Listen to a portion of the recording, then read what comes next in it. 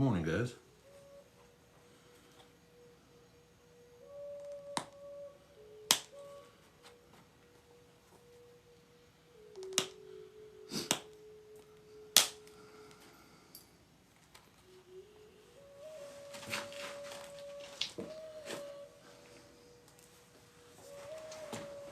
Cheer up just a little bit.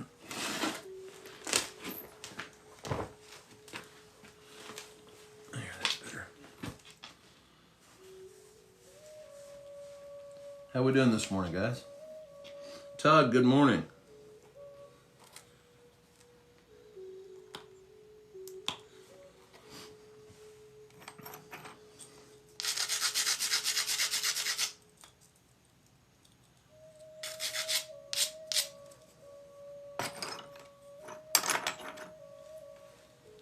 Damien, good morning. How you doing today? Guys, I'm glad you've been able to make it in this morning. I'm just warming up a little bit.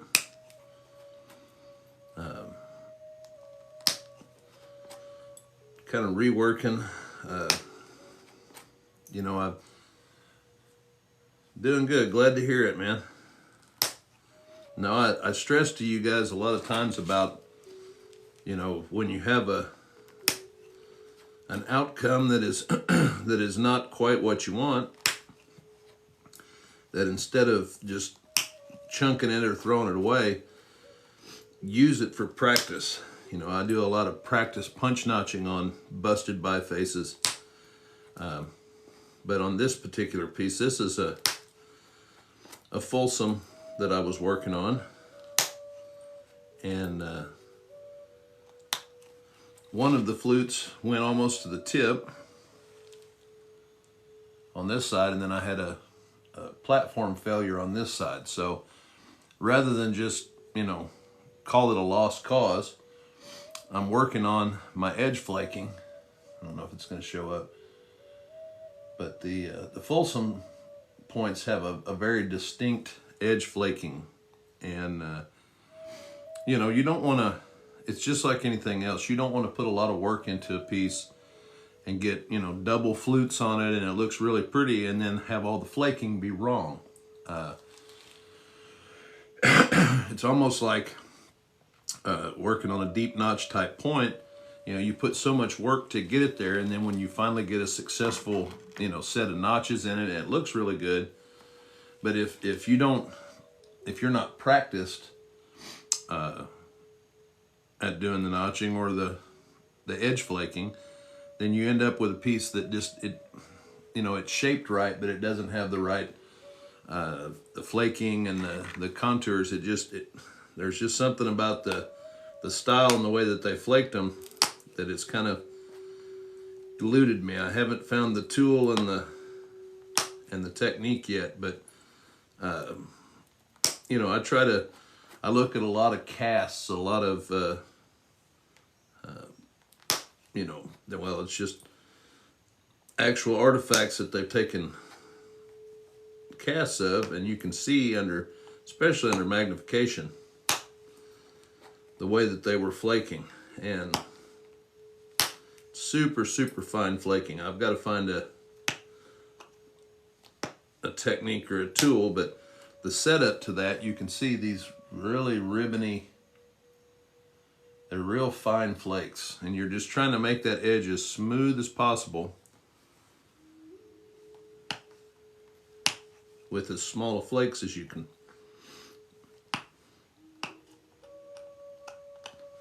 And it is a very challenging flake type of deal with these tools for sure. But I'm getting there. Hey, honey, how you doing this morning? My wife, she doesn't have fear that I haven't woken up this morning. I'm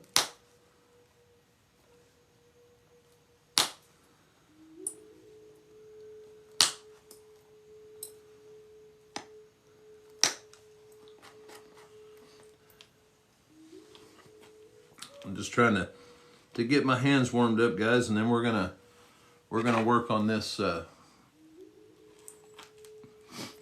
petrified wood, well, Rainy Buttes Clovis. I'm going to set that up this morning, and we're going to, hey, Mad Dog, good morning. And we're going to flute that. Hope everything holds together. I just wanted to be warmed up kind of before I started messing it up, you know.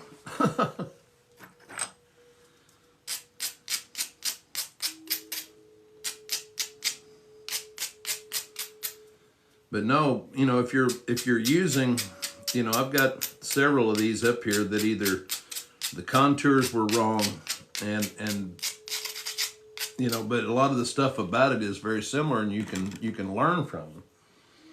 You know, I've got one here that I actually have reworked and started making it into a Dalton, and it's going to turn out a really nice piece. But use those, you know, less than stellar, you know, they're the ones that you're like, I call it my bucket of shame. I got that from a buddy of mine. He used to say, he'd say, yep, that one goes to the bucket of shame. But, you know, those pieces are, you know, it's good material that you've napped. And, you know, for the most part, it's got the right profiles for you to practice with. I did it for so long, guys. I mean, that's for real. That's what I'm saying is, you know, I didn't think of notching or of, you know, finish flaking or of any of that stuff as being part of the process. That was just the thing I had to get done before, because man, look at this beautiful point that I made. And I neglected a part of my, you know, of napping that was definitely important. And then you would get to the point where, oh, I've made this beautiful blade, and then you just blow it up trying to notch it because you haven't practiced notching. I don't know if Justin is in here. I haven't seen him yet this morning. Check out the post that he made on his. It's Justin Flum. He found a notching practice point the other day when he was looking for artifacts. And I mean, it's either that, it's similar to another point style, but this thing has got notches going in all the way around it. I mean, it to me looked like notching practice. But, you know, they found calf creeks where they were doing the same thing. They did this stuff, you know, to live, and they were practicing. So that should tell us something.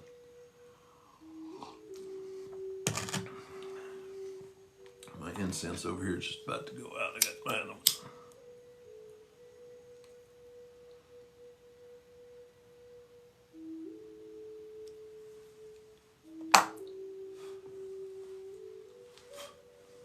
All right. But no, in the process of working on this, the flaking,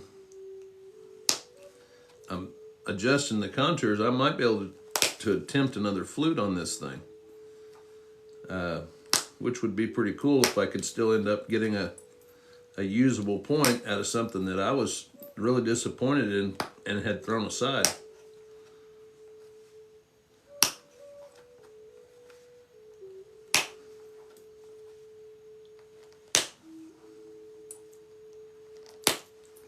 See, it took me a while to get the setup flakes to look right on the Folsoms, but those big ripped out, and they cause just, you can see how that really pulls down that edge. And when you've got them coming in from both sides, it really isolates that center ridge.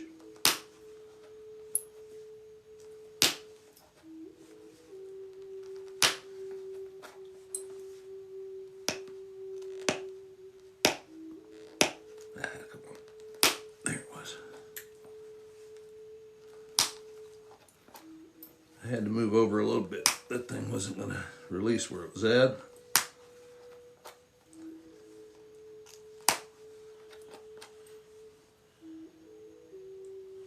Yeah, Doug, then that's the thing, you know. When you nap, you think, well, I'm practicing. Well, no, I mean, for me, when I sit down with something like this morning when I was, hey, Carlton, thank you for the follow. I appreciate it. You know, I started off to make sure that, you know, I was kind of warmed up, I just started, messing with this because I've got a bunch of them set on my table. I mean, here's one that was this is a crustier material, and you can see I got a flute to go all the way to the end, but it's a little bit too thick. I'm going to rework that and re-flute it. Here's one that, again, I had a failed flute on this side. So I'm just going to use this for practice. This side I got a flute that went better than halfway, and it's nice and flat. It's just, it's about learning and getting better. Pyro, how you doing this morning? And if you don't approach it in a way that where you're trying to learn from your mistakes, you're doomed to keep repeating them. I'm doing good, Pyro. I just reworking a piece here that I had set aside some time back that I had one flute that went to almost to the tip. I think I flaked over some of it, but and then the other side I had a failed flute, and so I'm just using this to practice and warm up a little bit. Kind of practice my edge work on this style of point on the Folsoms. It's like I was telling everybody, if you have, you're working on a piece and you do something that messes it up, just understand what you did. If you're frustrated, set it aside and come back to it later when you're not so mad about it. Because like I said, I know what it's like. You get a nice piece of rock, I still get frustrated. I get frustrated with myself if I'm working a nice piece of stone and I do something that I know was my fault. And then I want to go in there and, bash and trash and try to fix the problem. Yep, and that's, Justin, that's what it is. I jokingly refer to it as the bucket of shame because I had a buddy of mine, he passed away here a few years ago, cancer, but Mike was just a precious individual, and he'd look at a piece after he got done doing something to it, and he goes, well, that one's going to the bucket of shame. And I heard him say it a couple times, and I said, Mike, what are you talking about, the bucket of shame? He goes, oh, I've got a bucket that I've got, he said, I don't even know how much money in. Well, Doug, I appreciate it. And that's my goal, guys. And I don't try to, I don't know everything by a long shot. But I try to approach every time I sit down, and Jenny, if she's still in here, she'll attest to it, my wife. But I'll be working on something and I'll say, I had a breakthrough. I figured something out. Because if you spend time purposely practicing, trying to figure things out, and it's just like any other skill, you're going to get better. It's just, persistence is really what it boils down to. Is if you've got it in you to keep working at it, you're going to get better. There's just no way around it.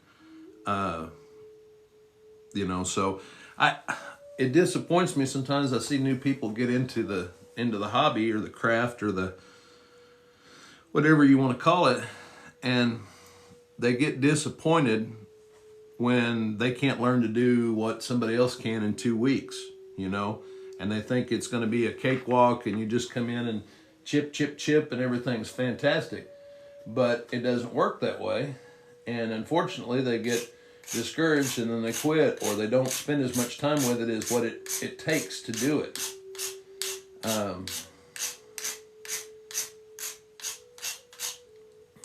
It's not, and I don't, like I said, I'm not trying to sound, it's really not, it's not as difficult as what it seems to when you first start it. And I know that sounds I know it's not meant to sound condescending or anything, it's the truth. Once a couple of things click and you see what the principles are and what it takes to do it, then it's just repeating those principles on different situations. And it's so cool. You'll see somebody, struggling with something, and all of a sudden they'll get that light bulb will come on, and they go, oh, and then they've got it figured out, you know. And then once you learn that, you're going to have days where, you know, you couldn't find your butt with both hands in a road map. It's just going to happen. But, you know, it's like I've said before, how I kind of liken it to professional golfers. You know, these guys are the best in the world at what they do, and they, you know, smacking the ball down there, you know, like superhuman distances. But you'll see days where they're, you know, in a tournament, and they hit bad shot after bad shot after bad shot. They're having a bad day. They're off, you know, and that happens with this just the same. You'll have days where every platform you aim at, you hit, every flake comes off, not every flake, but most flakes come off the way you want them to. You're just having a great day. And then 6 months down the road, when you think you're supposed to be better, you'll have a day where you can't figure anything out. It's kind of like a slump, like baseball players get in. Well, they know how to hit the ball. Why can't they hit the ball? Well, they're in a slump. So it's just, there's an ebb and flow to it, but you have to work at the craft. You have to put the time in, and it'll pay dividends, I promise. My hands are just about warmed up. I just seeing how much I could get some convexity into this piece and try to flute it real quick.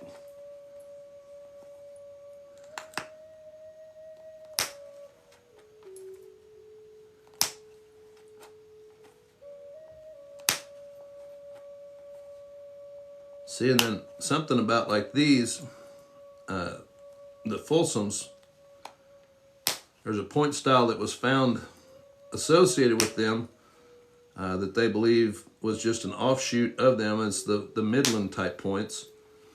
The profile is almost identical to the Folsoms, but they're not fluted. They're super thin. They're well flaked points, but they're not fluted. So sometimes if I've got a piece like this that I can't get another flute on, or I can work it down thinner, then I can make it into and practice another point style. So that's just another thing to keep in mind. If you have a bucket of shame, there's stuff in there that you can work on that'll make you better for sure.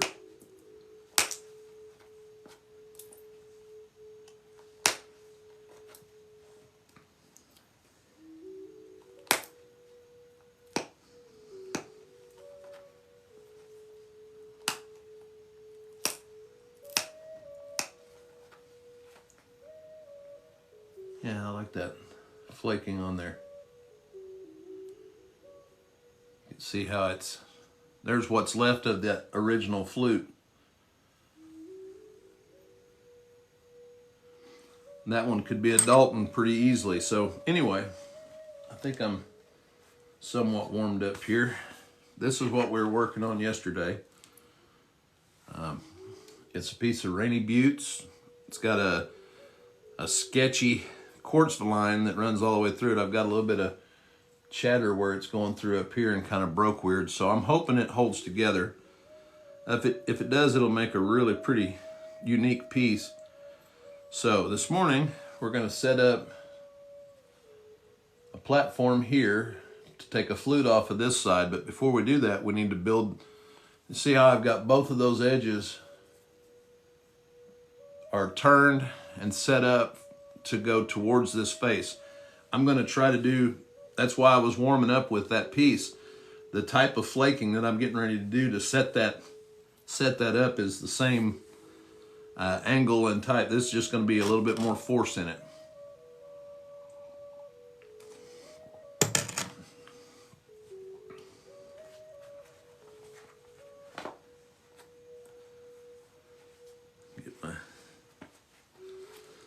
Set up here. Now these are going to be, I may have to lean into them a little bit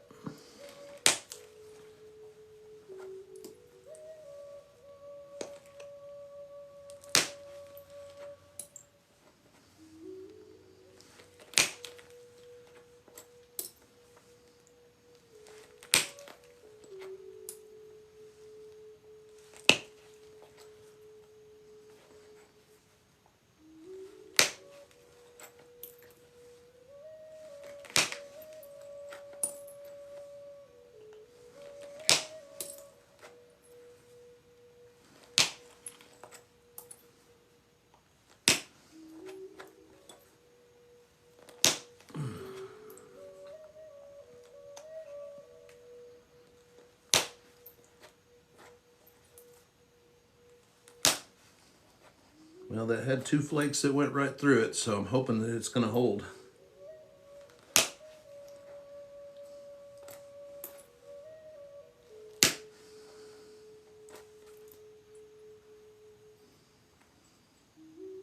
All right, now you can see how I went down that edge and how much harder it bevels on this side. This is more of a gentle sloping type of convexity. Now what we're going to do is go on this side, and it should isolate a ridge right into the area where we want the flute.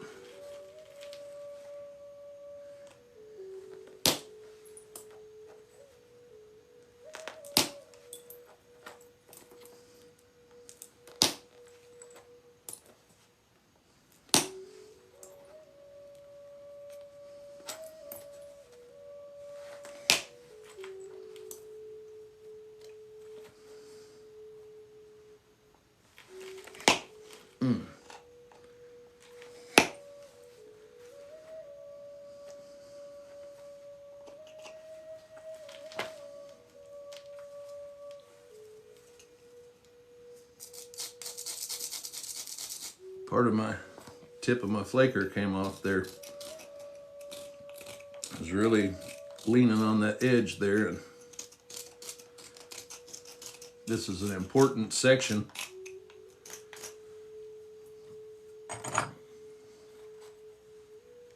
You can see how I'm trying to, this area of mass right here. This area here has been, you can see now how that's like a big bowl shape on the bottom, and that's what we're looking for. But we want it to do that, excuse me, most of the way down the piece for a Clovis. There it went. Oh, that one hurt a little. Whew.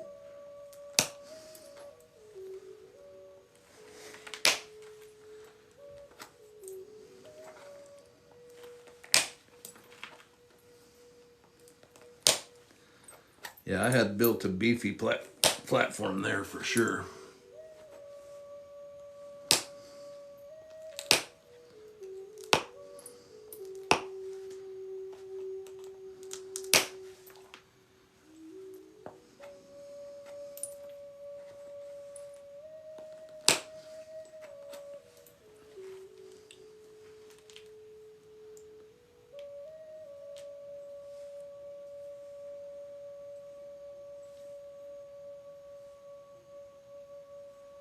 That actually looks pretty decent for a Clovis style.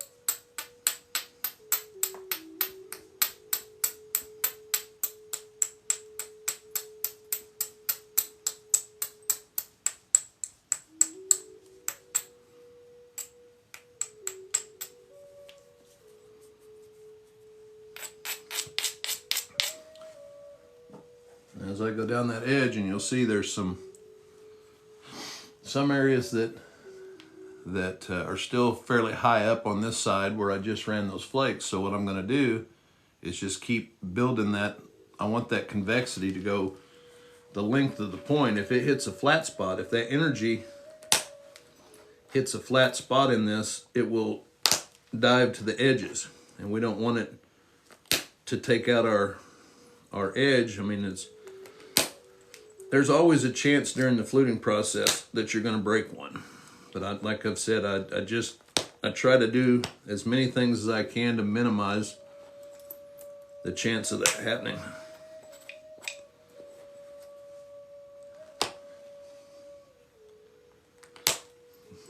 Flaking right off where that little quartz looking stuff was in there. Had a piece just bounce back and cut me a while ago.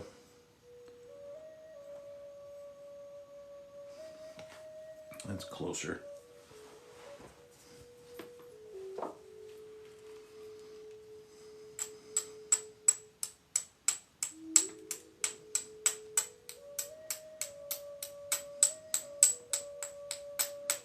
And I don't want to get this too thin up here because I want there to be mass in this point. Hey, Fuzzy Bunny Feet, how you doing this morning?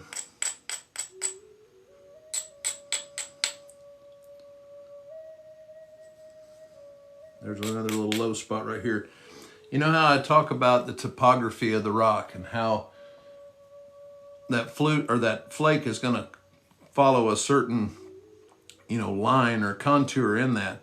Well, you can see right here, see how that kind of flattens out when you're coming down along here, and it kind of, if I didn't take that and bevel that more, that would be an area where that would want to run right up here and then just fold the tip of that. So that's what I'm doing right before I flute it, is I'm looking for spots that, I'll show you, just little flakes like that, just to keep that edge steeper, to discourage that flake from going that direction.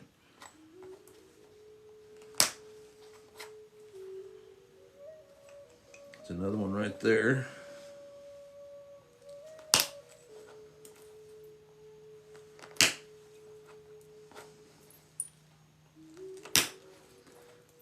And since we're making a Folsom or a Clovis, we've got plenty of room to spare as far as, I've left plenty of width up in here for us to bring it in once it's fluted. See, that's another thing that I think a lot of nappers try to do, is they try to do that flute the very last. Oh, Knife River is some gorgeous. I haven't ever worked it, but it is gorgeous material. That's what those Folsom casts that I have of the pre-first side, that fluting nipple. Then there's the one that broke on the first flute, and then the one that broke on the second flute. All of those. Oh man, that'd be. I'd like to see some of it. That'd be awesome. That would be awesome. But yeah, that's what they were making those. That's why hey Don, good morning. So I got a little excited, man, because I'm like, oh, I've never worked any of that, but the Folsoms were made from it,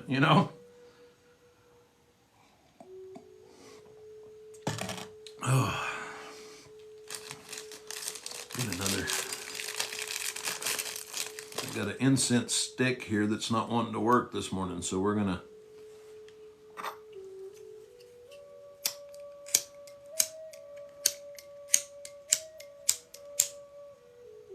say we're about out of flame there.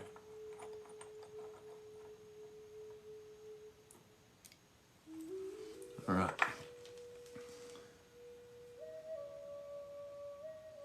Oh yeah. Yeah, Justin, well it's I'll see if I can find the guy's name so I can get you in touch with him. And make sure on all of his information, because it's, for the most part, everything that I got was really good grade stuff. I mean, it's got some seams in it. You can see like this one that are kind of unforeseeable, but it's really cool stone, and it's got a weird texture to it. Oh, you contacted him? Awesome. But it's soft. The texture, the way that it flakes it's hard to explain. It's tough, but it's soft. And I don't know, it'll cut you and it gets sharp and all that, but it doesn't flake the same as, say, a real crisp chert. Oh, he's got to go get more, huh? Yeah, that's the thing. This stuff is getting harder to find, and he may have a spot where he's collecting, so.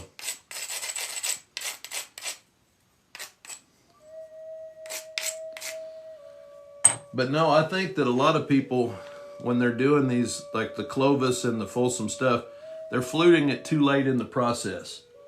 You know, when this point, you can see it's still a pretty robust, you know, it's got some thickness back here. And that's, we're going to try to drive a major flake off that. And when the smaller or thinner that you get, the less mass and the more chance you've got for it to break. You know, I got to where, yeah, I saw that kind of purpley blue looking stuff. Don, he was picking up some killer pieces out of that creek.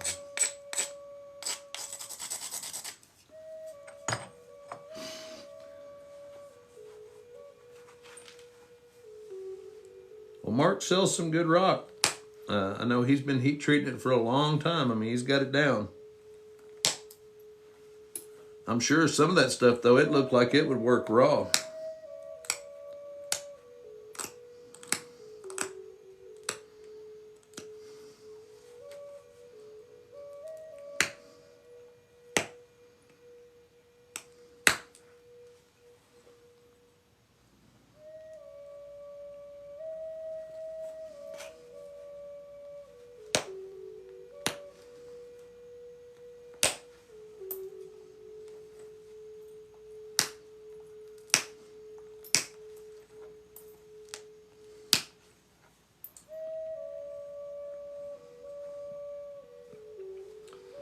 All right, let's see if we can encourage this to come off here and play nice. Yeah, it was. I liked it. Almost had like a purple looking color to it.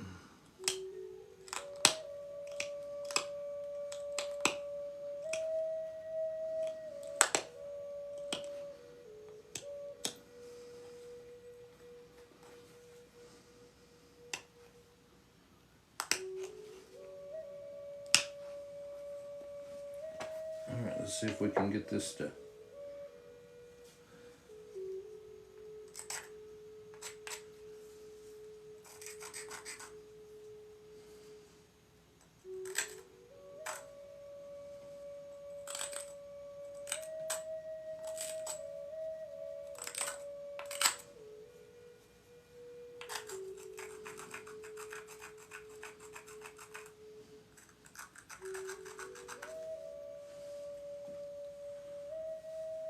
Yeah, it was pretty stuff, for sure. Sorry, I got a little bit, I was looking at that platform there, trying to make sure I had it set good.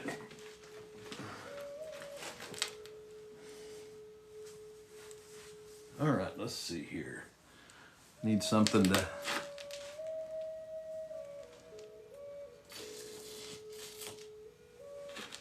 something to peck on this with, just for a second.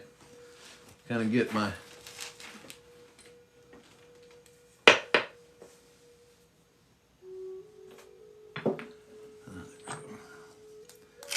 This little stone, even though it's pretty much too soft for a hammer stone, I've really liked it for edge turning. Well, that bounced. I don't like that.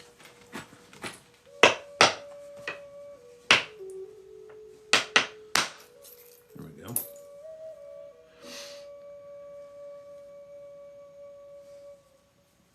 And this was a little too soft for. I can still brush the edges, but it's really grabby.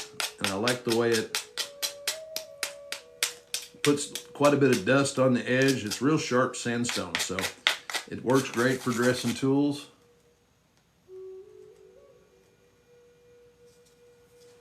I tell you what, Kenosha,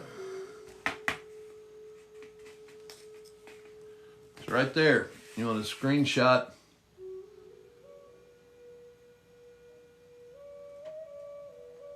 Let me know when you got it.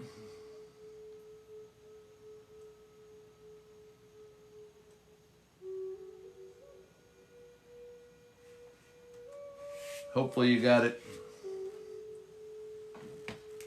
I'll put it back up there if you need be. Yeah, that's awesome. I'm looking forward to it. I'm right on. Well, I'm gonna work a little bit. I've got a few pieces of obsidian, just smaller stuff. Stone Walker, hey, how you doing? And I'm gonna warm up with some of that so I can I could do the material you're sending me justice. Because if I hit obsidian the way I just hit that rock, I will be having a bad day all day. Because you cannot hit it very hard.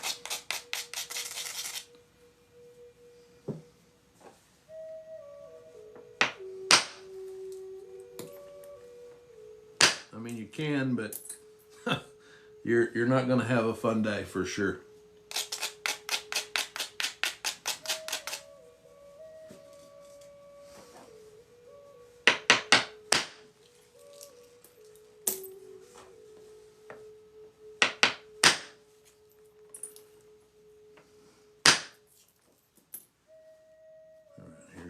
Here's a good angle right here that I'm gonna, oh yeah. All right.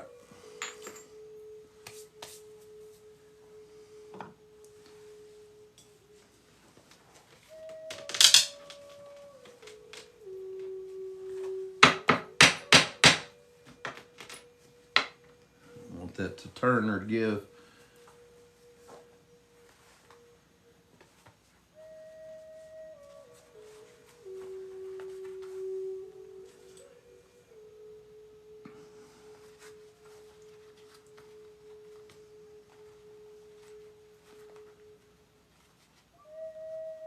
Right on, I'll check it out. Kenosha, I will go after get off the live and check it out.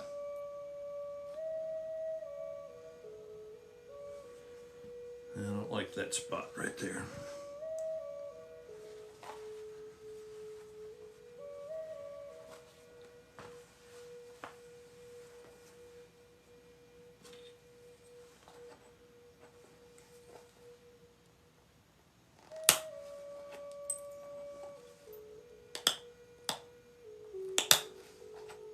See, that'll happen right there a lot as I'll look down that point and realize that there's a place that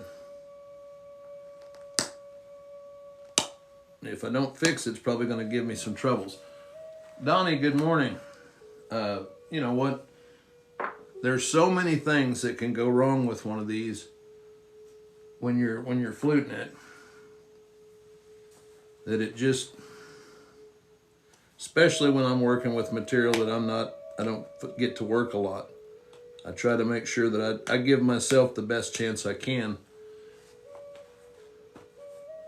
Yes, Zephyr, just started back on it here a little bit ago and getting ready to flute it.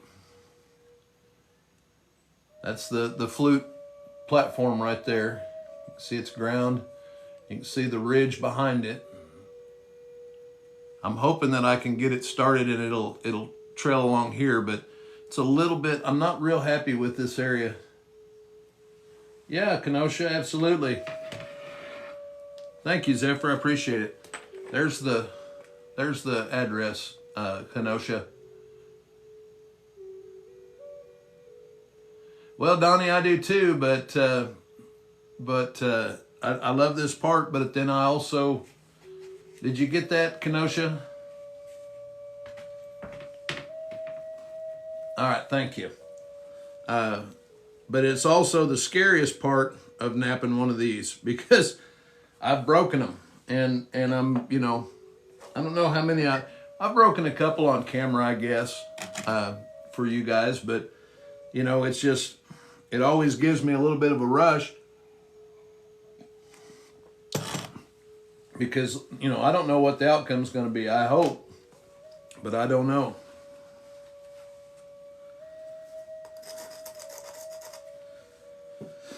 All right, everybody cross your fingers or whatever else you got to cross.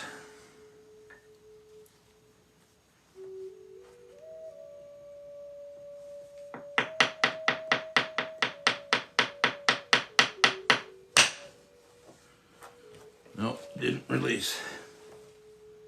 Didn't break.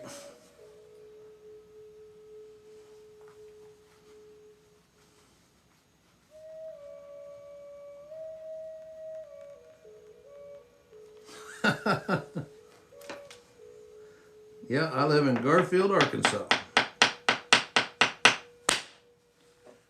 Man, I felt that one slide. I hit that solid.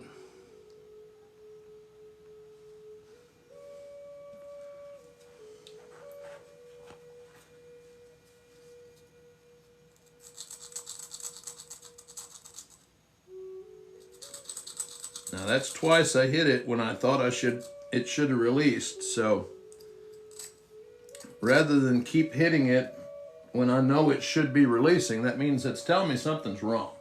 There's something about it that, yeah, it moved in my hand, and that's part of it, but that's also, I was gripping it pretty hard, Justin, so I put a lot of force into that, and it didn't even budge. It just slid, and that's where that energy went.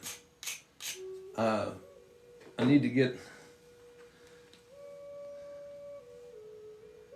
to relieve it just a little bit right behind that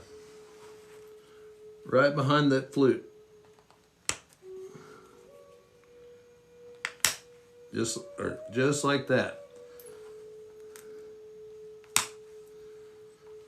Now that one will go. Ooh, that looks much better.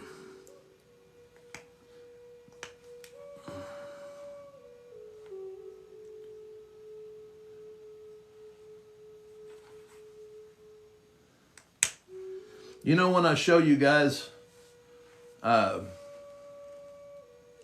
sorry, yeah, that's Rainy Buttes. When I show you guys how to put those little relief notches, you see those two flakes I just took. They're right here and right there. Well, it's the same, you know, on the edge when we've got a wide platform and then there's, you know, thin spots on either side, and I tell you that you need to take that platform down and make it smaller. Otherwise, you'll end up with, well, I'm just not having much luck with my flames today.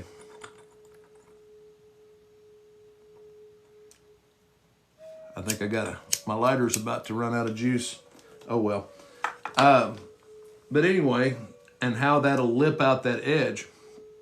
Well, what we're doing right here is we're kind of asking it to lip out right there. So I've got a fairly wide, stout platform. And now I've just introduced two thin spots on either side of it for it to release in those spots. Hopefully, this time it will.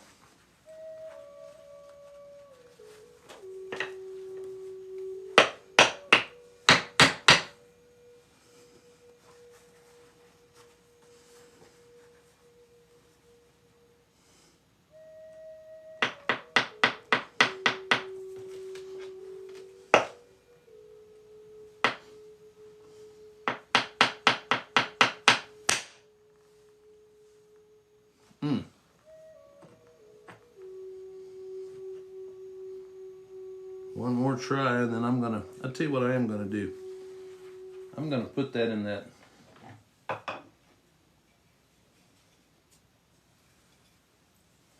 feel like it's sliding in my hand a little bit, and that I'm losing energy.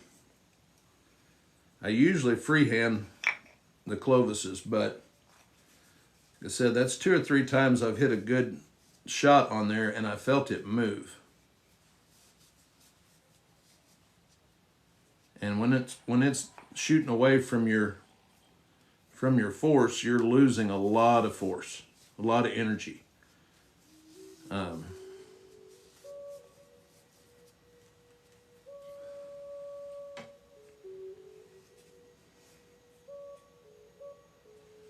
Yeah, but I'm gonna need to do this too, though.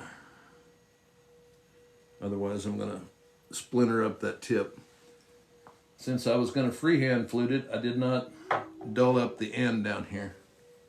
But now that I'm going to put it up against a antler block, I should probably toughen it so that it doesn't put a bunch of steps and chunks at the end of this.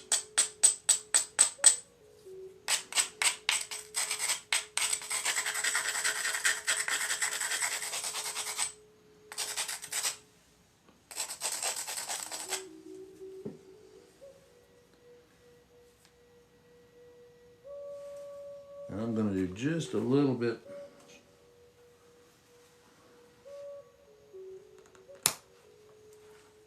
Well, that may have been too much.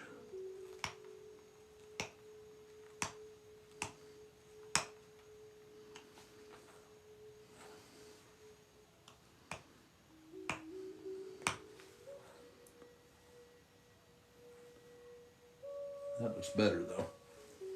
Just made that just a little smaller. It's a little offset to one side, but I've got a little bit more mass on this side. So we'll see how that works out.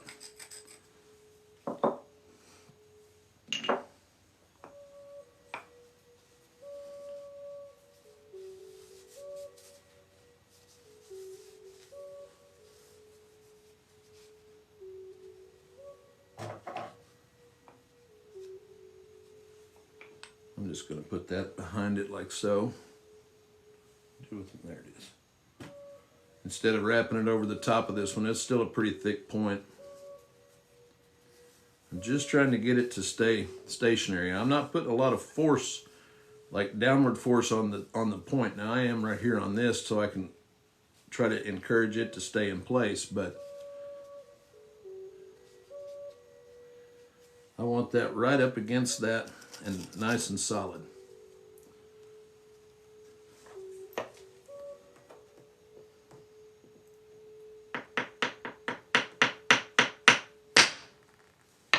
Man, I mean to tell you, it is rebounding off of it. What happened there? Nothing happened there. It's that platform. I don't know what the deal is, but it does not want to release. And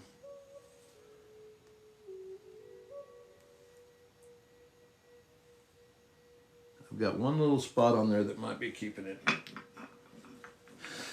Oh, well, it's not so much tough. It's just trying to get. I've got a little bit of a nub or an angle right here, but if I take too much, I'll have to reset the whole freaking platform, which I think I'm just about to the point of doing right now. I'm just going to pick the outside edge of it off and go just a little bit deeper to reset that angle to get it more what I want.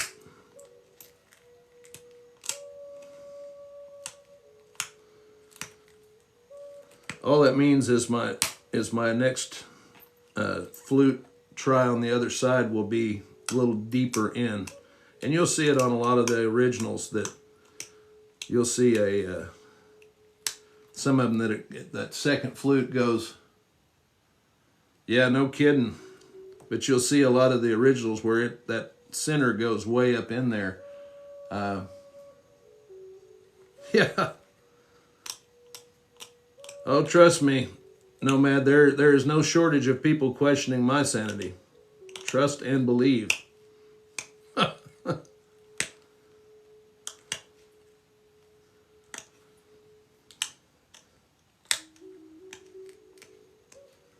But this one will go. This is hey Andre, how you doing? Much better platform here.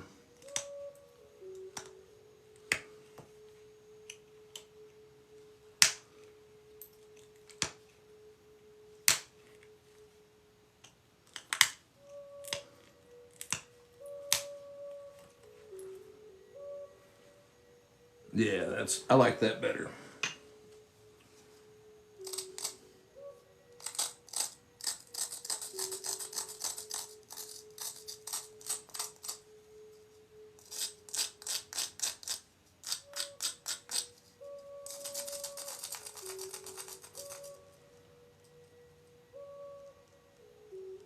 Oh, the last one that I did?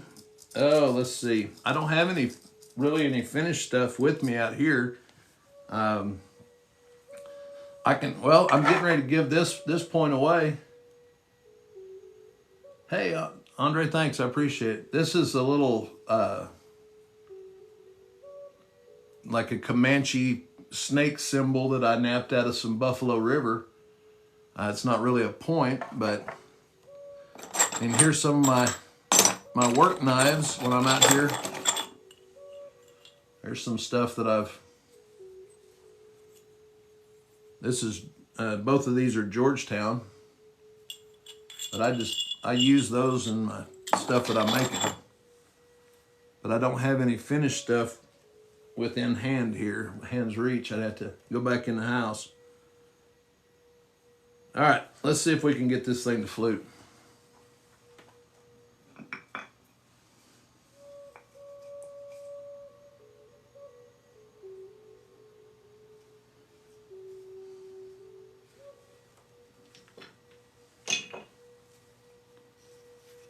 Just want something a little bit right there underneath that platform so that it doesn't try to dip down too much. There you go.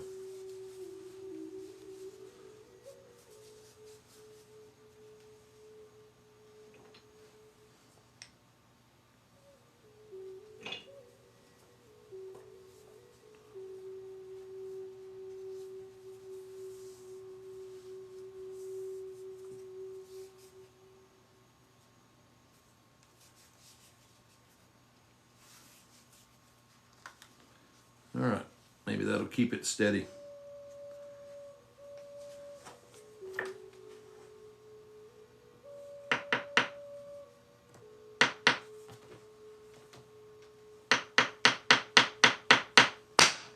There we go. Now, did it stay in one piece?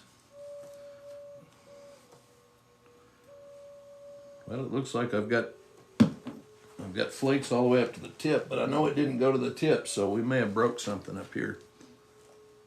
No, that quartz line still held together. That was where I was worried. All right, well, it's in one piece. Oh, yeah. Killer flute.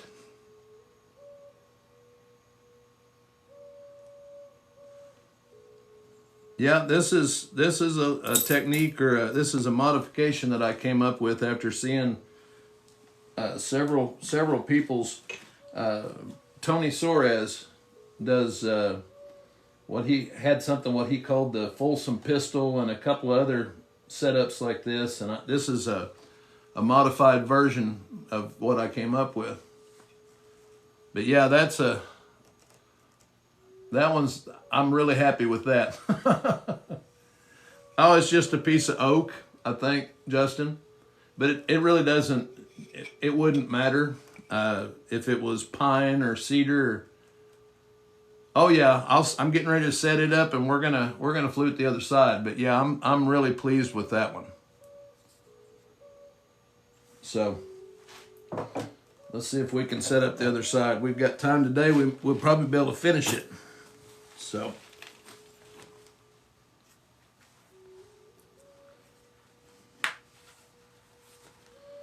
but guys, I appreciate you coming in and spending some time this morning and watching. And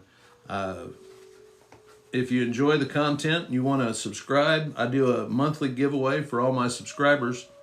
You need not be present to win. And each month I'll come up with something. This month at the end of, or the 1st of April, I'm going to give away this. Let me get it up here where you can see. You can see it's got a nice center ridge down it. This is like a twisted or a curvy drill, but it's got a nice center line to it, and the lines of it.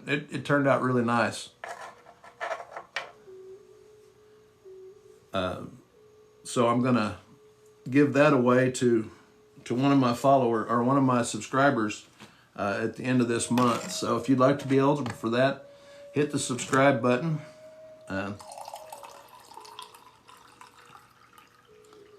If you guys, if this schedule is off and you can only pop in for a little while at a time, we're in the process of uploading all of this stuff up onto YouTube. I have not heard of that stone.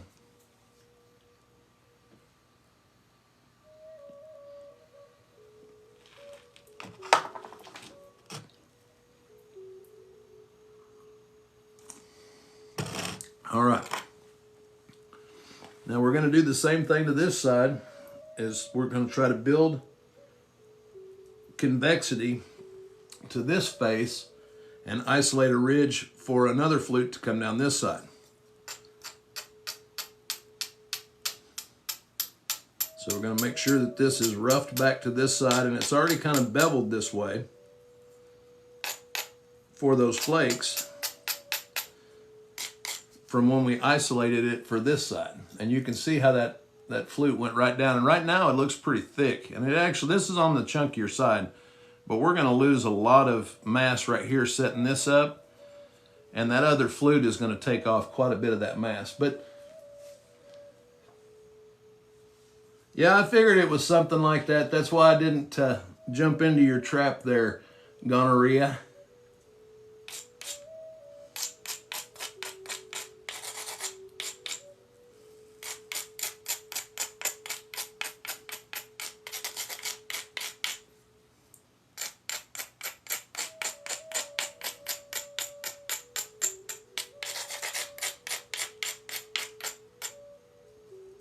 Yeah, that's why I didn't, Andre, I wasn't jumping into that one for nothing. Well, let me drag my puzzle piece, guys. You know, because they got to make sure that I'm not sleeping on camera. I'm so exciting. All right.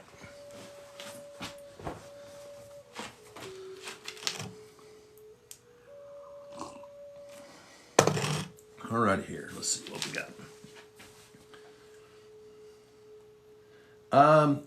I don't typically, but this depends on.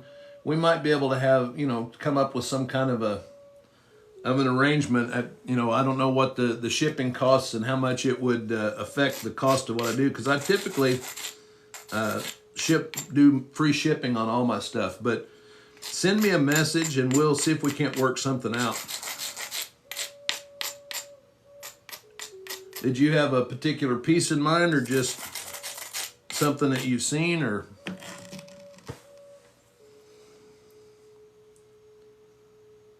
All right, this is going to take a little bit of work. Like I said, that first flute, when we went in a little farther, we're going to have to now go a little farther in to be able to get it.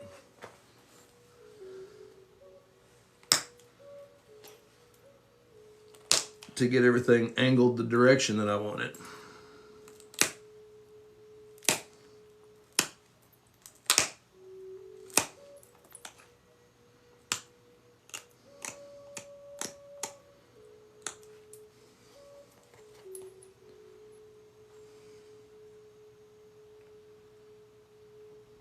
Well, this one's going to be, that's in there a little bit. We're going to have to take a little bit of length off this, I think.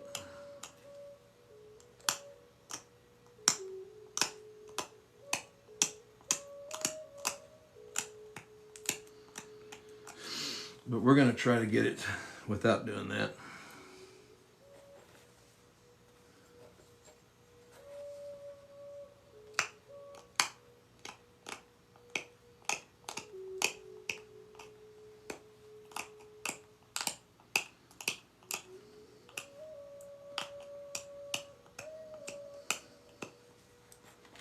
All right, now let's see if we can.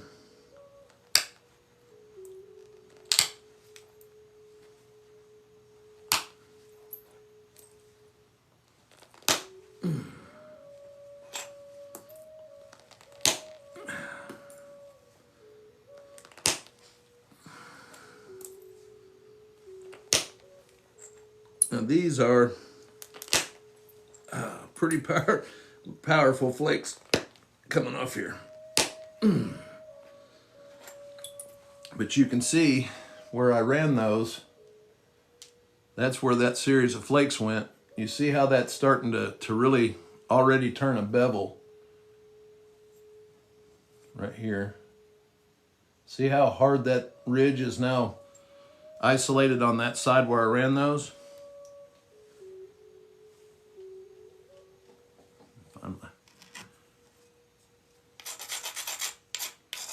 Now right here, guys, I'm not grinding. I'm putting dust on the angle of that and smoothing the platform. There are some places where I'll put a little bit of a back grind just to get it a little thicker. But for the most part, most of the time when you see me doing this is I'm just smoothing the platform. Worked with greenstone. As far as a hard... Yeah, it does, Rick. That and I mean, you can see on that one the where it dove out is where I told you it was getting flat. On a fulsome, if I'm trying to run full length, I try to make sure that there is convexity all the way out to that tip. But then you see how that tip is beveled to the same side the flute was off of. So that force was going from where I was putting it here, and it was pushing against that, and that's why that flute traveled like it did. I would have been okay if it had gone up a little farther, but I was concerned that it might get into this quartz seam and blow our piece up. So I have, if you're talking about greenstone, thank you, Justin, for pinning those too. If you're talking about like hard stone from like out east, Virginia, the Carolinas, and all that, I've got some that I'm actually making some hard stone axes out of. Jacoby, a tip for longer flakes when pressure flaking. Make sure that you're not trying to force that. And okay, here's one thing that I see a lot of new nappers do, and I'll just use this one as an example. When they're getting ready to push that flake, they go like this, and this hand moves. Now I push with this hand, but I'm pushing. Let me get an edge that I'm going to have to kind of push so you can see the motion, because a lot of people break down their wrist, and what you're doing essentially is when this wrist turns, you now have a steeper angle, and it's just like when you're hitting it and you tilt it up and get a steeper angle, you get shorter flakes. Well, what happens is when you put it in there like this and then you turn, you're basically changing the angle to where you're going to push off. Braiding is another good thing, but watch what I'm doing right here. I'm not pushing down. Look at my fingertips. You see when I'm pushing down, you see in my fingernails here. I'm pushing back here and holding it in place and pushing towards it. This thing is it would flop off there. Look, see how that's the force I'm putting on it is back here, and it's in line with where I want that flake to go. I'm pushing it to the support, and then this hand is where that downward force. And it's almost like pulling a trigger. You want it to surprise you when it goes off.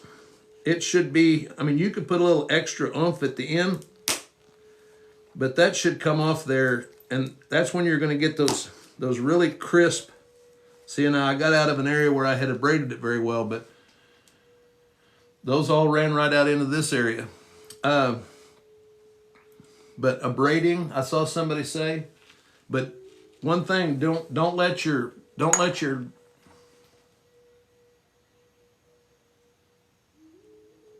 yeah, if you're putting support on, but it depends, Andre. Sometimes if you've got soft leather support, you can actually get the flake to hold together and travel along that. But you definitely don't want to put like hard support where you're wanting a flake to run, because yeah, it's very similar, Justin.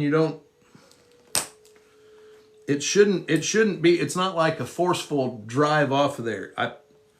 You can almost hear, if any of you guys are, like horse people. Right on, Andre. We'll talk to you later.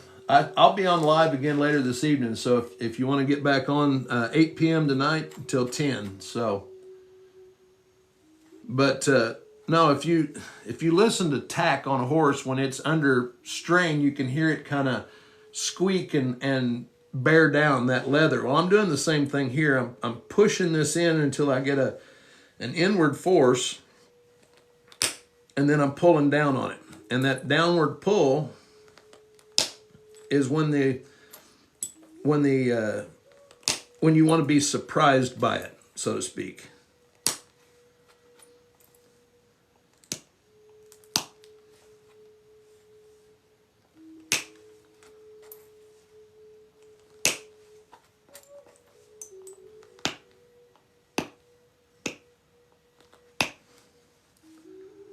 Right on some of that quartz. There we go.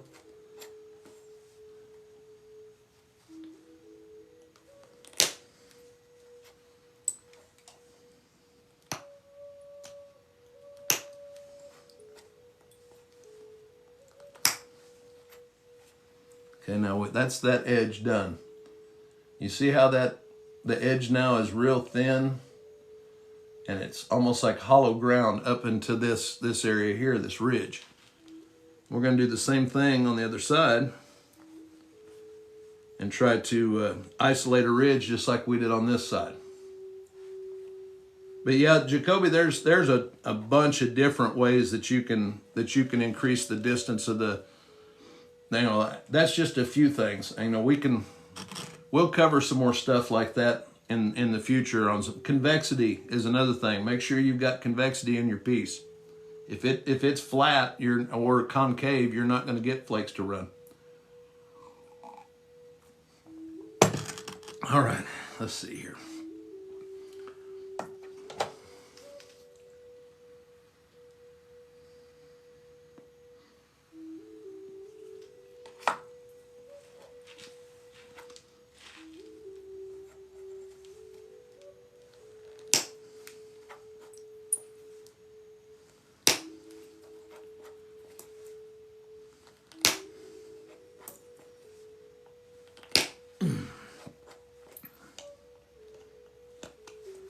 I need to regrind that. It's slick. Or repolish it. Get some dust on there.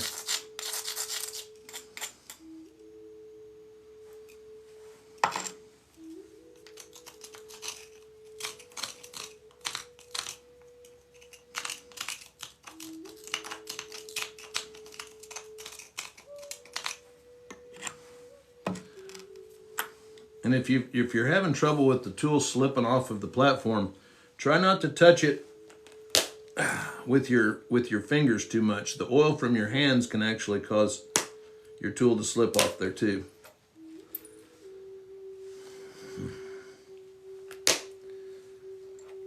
Oh, my wrist did break over a little bit. I felt it on that one, and I got a little bit shorter flake than I wanted. Let me see if I can isolate my wrist to.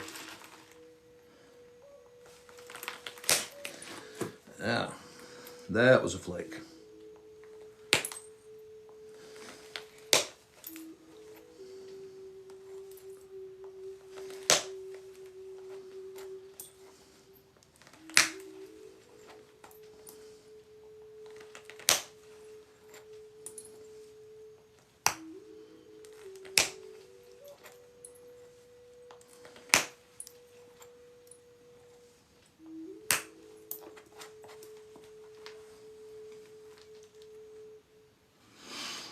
All right, well, there's what we've got after that pass. I'm not sure that I'm completely happy with it, but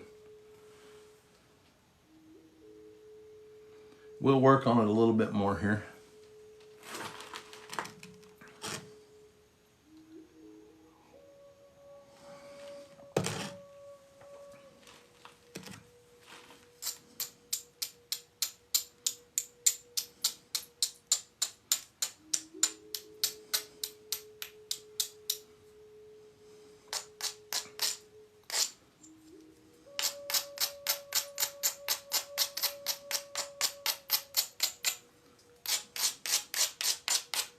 A lot of times the second flute can be a little bit more difficult because you've lost mass in the piece.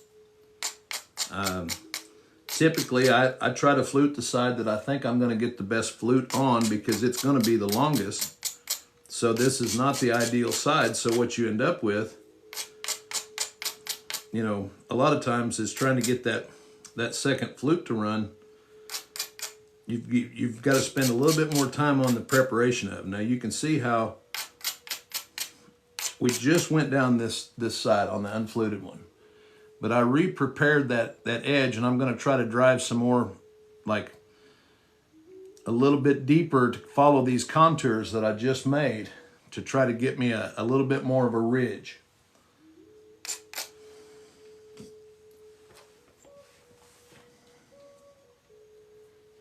Let's see here. I'll sharpen this up just a touch.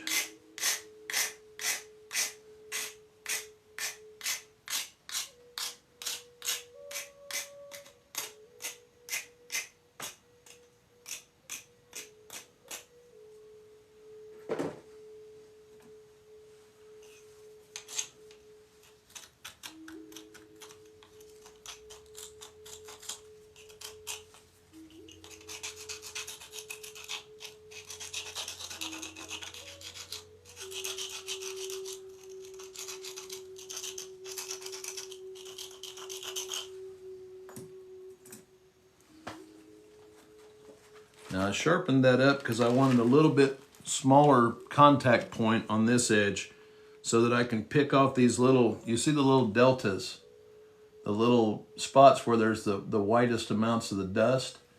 Those are going to be the spots that I'm trying to pull flakes off of to get them to go a little bit deeper into, to make it a little bit more isolated down that ridge.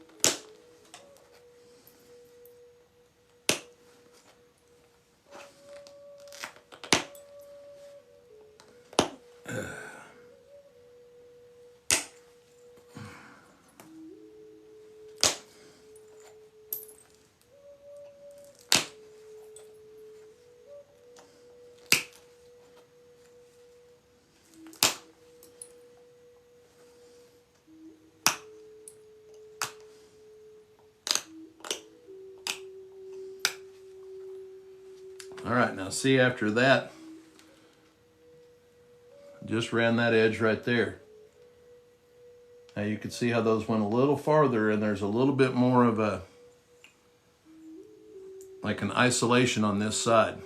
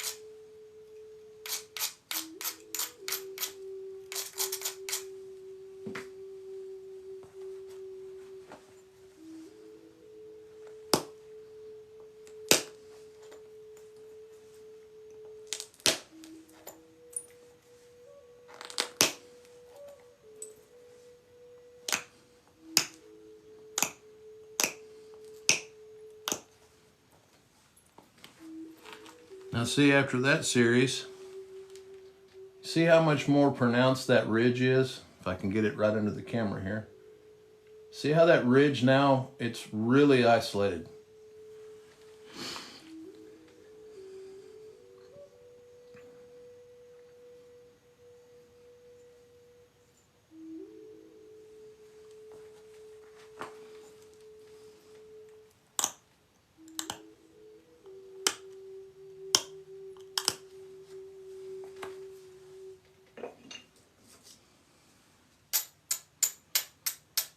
Now I'm taking off any of the little sharp corners and edges and making that, I lost a little bit off of one of my ears there.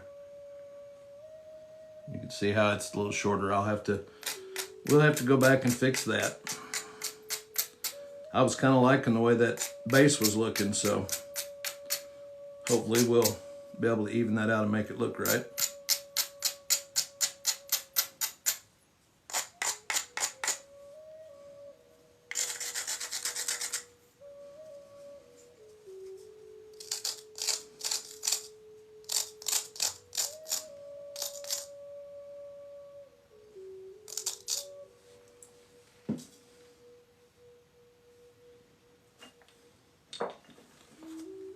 sharpen this up nice so I can get some really crisp flakes in there.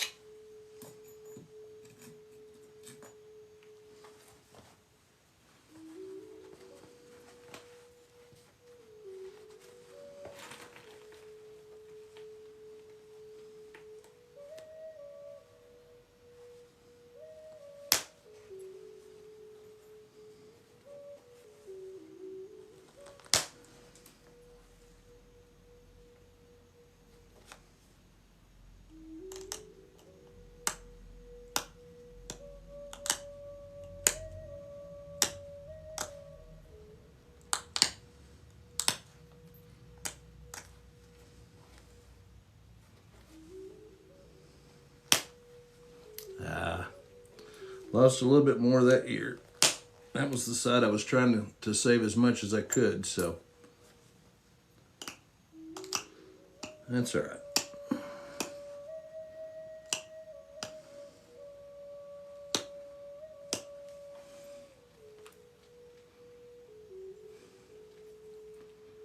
Now I'm going to shorten that other one just so it's not in our way.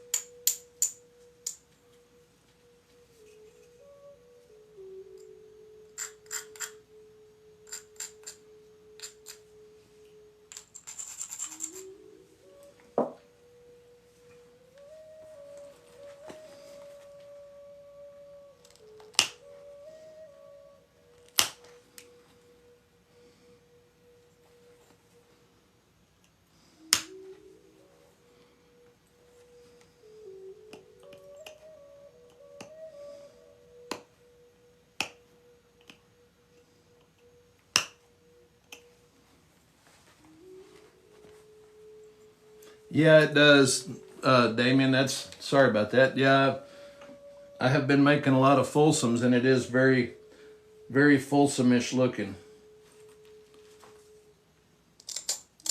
We'll reset some of that once I get done, but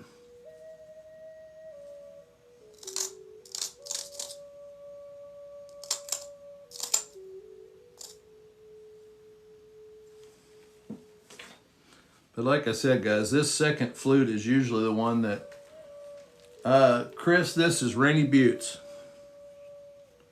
It's petrified, ironized wood.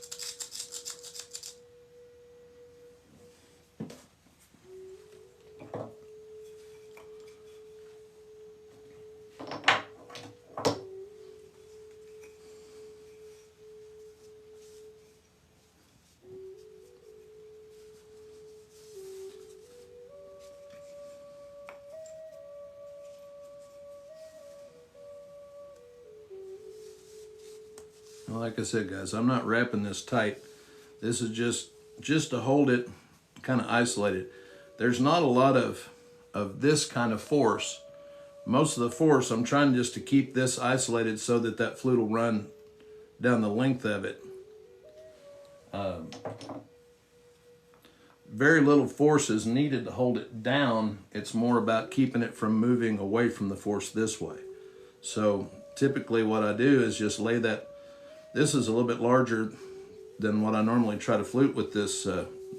I usually do my Folsoms with this, but for whatever reason I was having some difficulty with the freehand fluting on it, so we'll try it this way.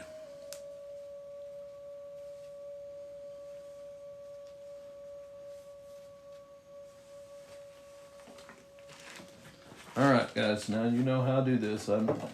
This second one is a little bit more tricky, so I want to make sure, you know, I drove one flute with that while ago and then set this aside. So you want to make sure that you've got that. There was the flake. We'll see if we can.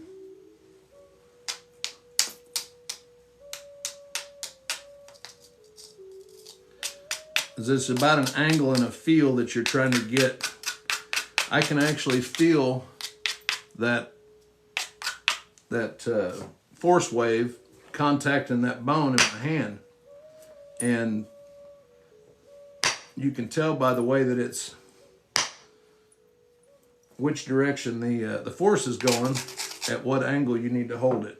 See, like this is a good one right here. This is a flake that I want to kind of skirt along real flat. And that angle's got to be really close to what I'm looking for with that flute. See? And that tells me I'm feeling what I'm trying to... See, that's basically just like a flute off the side of that point. And you can see the scar from it right there. So, while that's...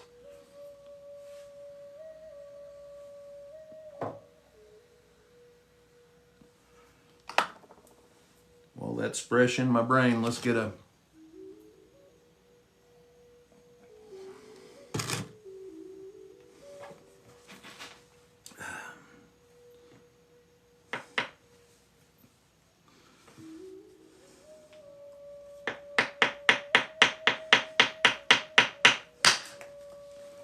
Well, I lost one of the ears off there, but if it held together, it drove a flake. That quartz vein is what I've been nervous about since I started working with this piece. I have never worked Owl Creek. Oh, it looks like it held together. It didn't break the tip anyway. Well, not as substantial a flute on that side. I didn't like the setup as much, but we're going to go ahead and finish it out. Yeah, see, that's why. There's the platform. You see how small where it broke away? That's why it was a thin platform. That other one was a substantial one. So,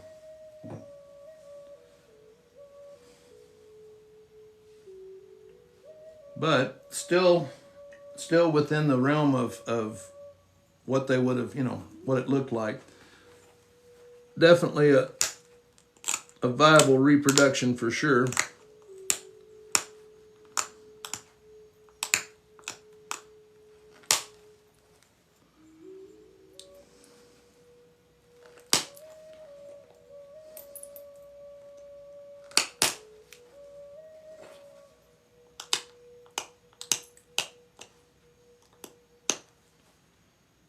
Oh yeah, yeah, it's good. It's like I said, it's just a little bit. I mean, there's nothing wrong with the flute on it.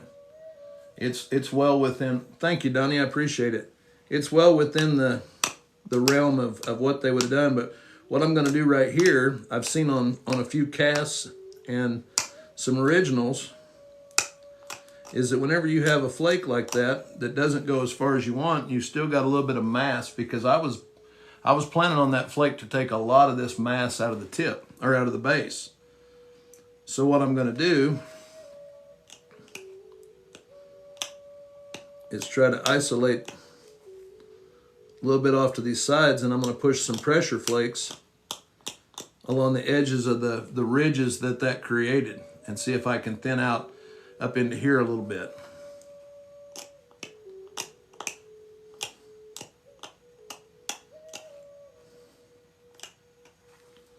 And I had seen on some casts, you know, multiple flutes, or, you know, like what they were referring to as guide flutes. And I didn't do any guide flutes on this. I just had an isolated platform. But we might be able just to nice and easy,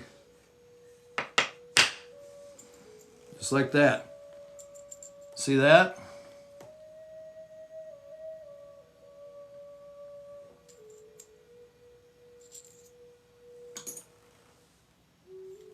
Let's see if we can do the same thing on the other side.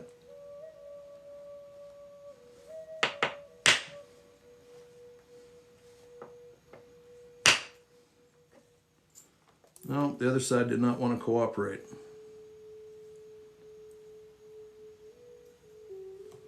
But we're going to be able to rework it into a nice one, though.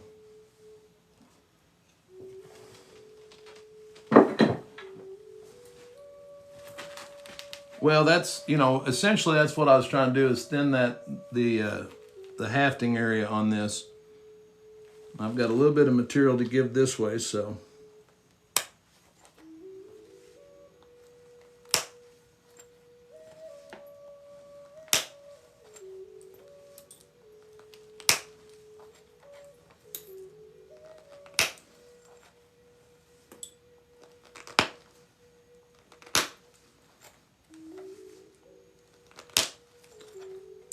Got to be careful right here.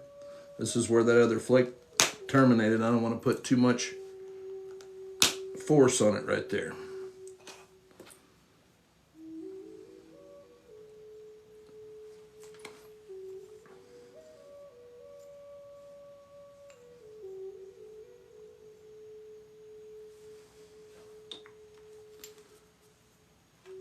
Thank you. Thank you, Damon. Yeah, those are pretty good. Putting a little bit of pressure on that. I'm disappointed that flute did what it did, but, or I did what I did on that flute, I should say, but just looking for ways to work that in. You know, like I said, after looking at a bunch of originals and pictures and casts and everything else, they were doing this, you know, anytime that, all this is essentially you're trying to get a hafting area that is easier to put a spear or the end of that force shaft in. And right here, I'm going to take a couple of, that quartz seam seems to be holding together. So we're going to I'm going to try to take a pretty good flattening flake across the tip of this.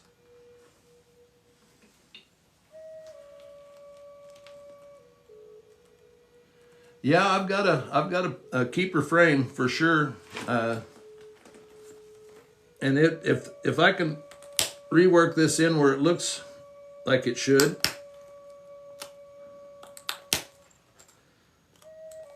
then it'll probably live in the frame for a little while for sure. But I occasionally let some of them out for good behavior, you know, give them a new home. So. All right, let's see if we can run a flake. I'm just trying to go kind of out into this area and flatten that, or take some of that mass you can see right there. And it's right next to that quartz vein, so let's hope it holds together. If not, I mean, it's just a rock.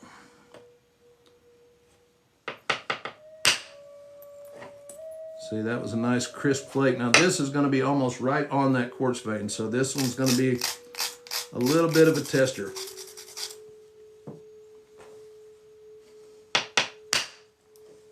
Oh, that was ideal.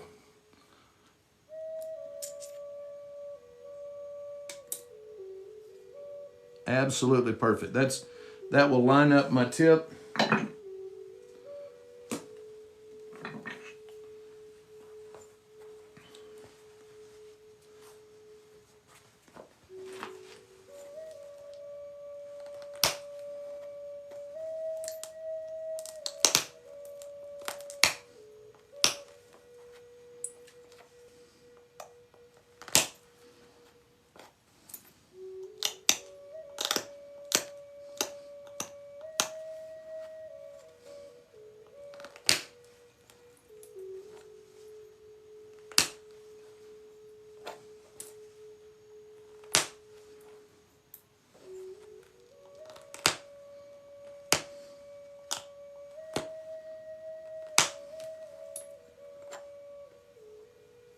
Right on, Rick. Well, I'll tell you what.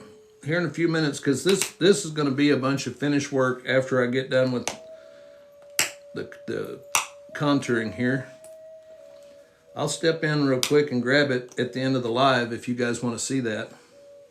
I think I've shown them in here a few times, but if you guys want to see some of my finish work, or well, you can see finish work on my profile page, but this is some that I've been holding on to.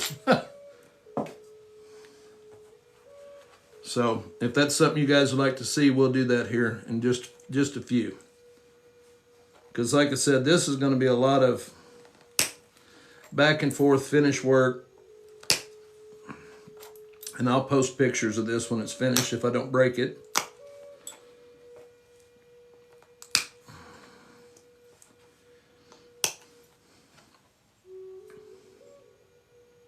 Well, I don't like what I did right there, but I think I might be able to fix it. It's going to lose a little bit of that doing this, but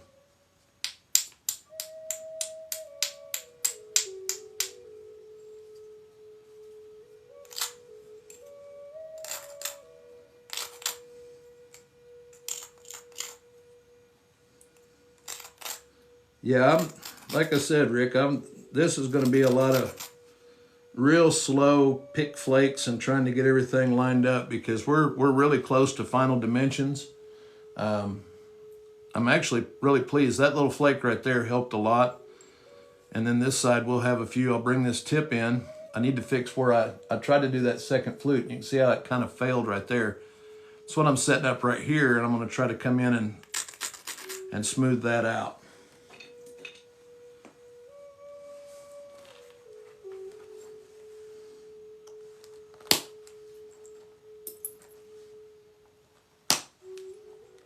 Just like that. Now that's gone. We've just got to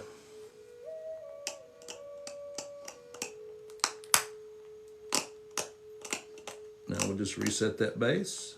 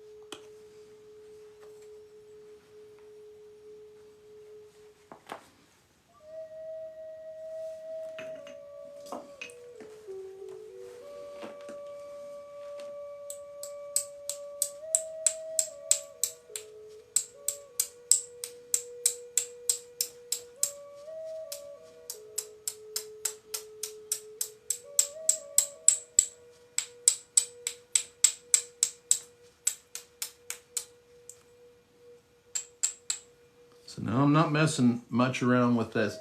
This hafting area is, I like where it's at for this material and for this style of Clovis. I want this to be a little bit more robust down here. Right on, Donnie. Well, I tell you what, you know, I love this hobby. You guys know that. I mean, those of you that come in to watch me regularly, I am a big proponent of getting folks started in it. So I'm excited for you, Donnie, because if I didn't have flint knapping to do, I would be a mess. I mean, I'm already a mess. You can ask my wife. but yeah, we'll be sitting there watching TV. It's kind of like those memes you see where the lady and the guy are in bed, and she's like, I bet he's thinking of other women. And he's like, thinking about monster trucks or something. Well, I'm thinking about rocks a lot of time. My wife will look across the room at me and she'll say, you're thinking about rocks, aren't you? I said, yeah. Yeah, I am. I do think about, I watch a lot of, I'll tell you something, if you guys are interested in the cultures of these people that were producing these points and might help give you a little bit of an insight, on the pieces. And this is where a lot of my thinking comes from, is because, it's one thing to look at the point or to know, yeah, they were hunter-gatherers, they were nomadic people. But you think about truly what that means if you're following herds of bison and you have to carry everything you own on your person, or possibly, you've got a dog beast of burden that can drag some of it, but for the most part, you're carrying everything that you own with you. So the stuff that you carried was really special.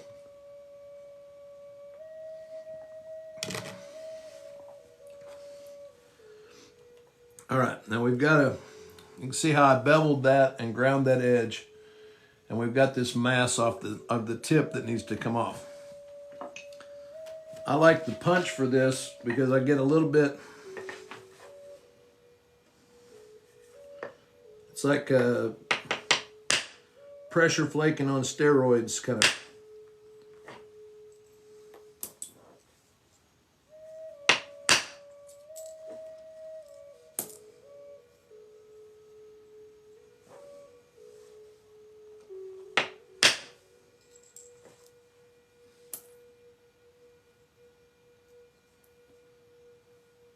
Yeah, that'll work.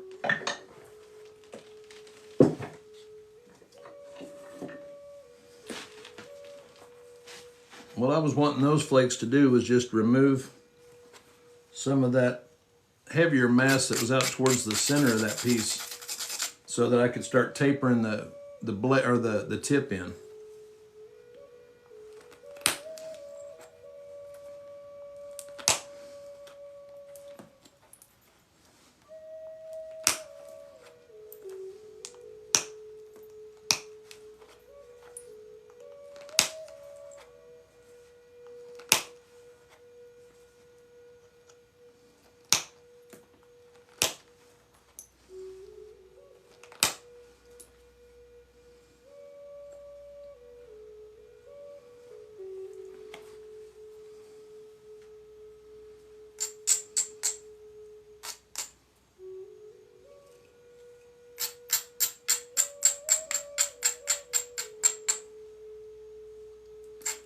You can see how much of this finish work I'm doing after the fluting. I may take one more series off this side towards the end to get that hafting area a little bit thinner, but by leaving all that mass in the point until after the flutes were done, it helps to give it a little bit more stability when you're striking it with that tool. That more mass is going to encourage that flake to come off without breaking the piece. Like the bigger rock, if you're hitting a big chunk of rock with a smaller percussor, the likelihood of that bigger rock breaking decreases the larger it gets, and the more likely you are to get the flake that you're wanting instead of it breaking off or breaking in half or whatever. So the same principle works with the smaller bifaces. The more mass you have, the more resistant it is to the strike, and the more it can absorb that energy.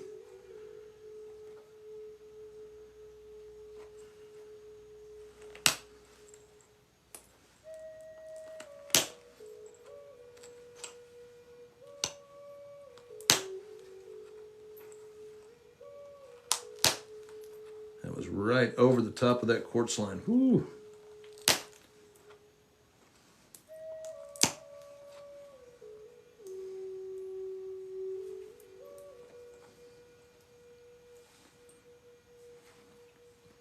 Yeah, I don't mind the lines of this one at all. This is really coming in nice.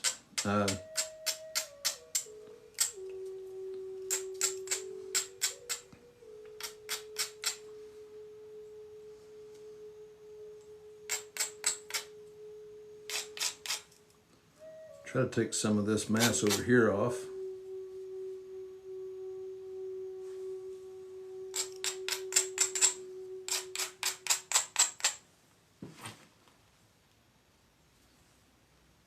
But I'm going to adjust this side again. Trying to keep that quartz vein in there, but not put it in a spot where it's going to cause me some difficulties.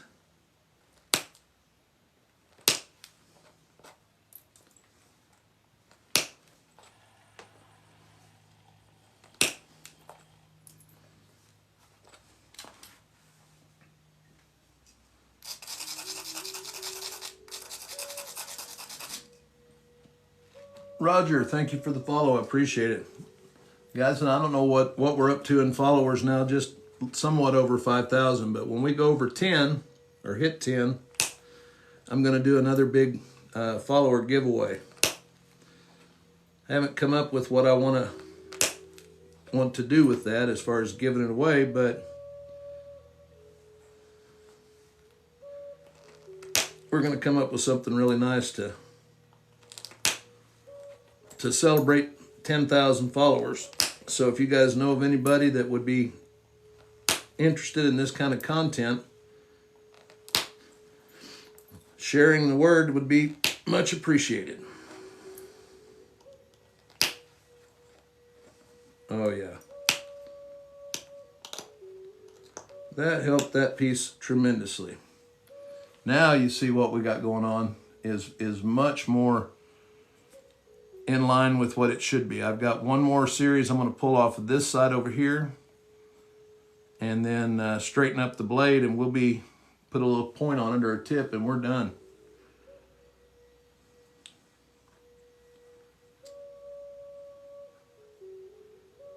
That's some pretty beefy flakes that I'm going to try to remove off of this, but I'm going to adjust that angle just a little bit more before I do.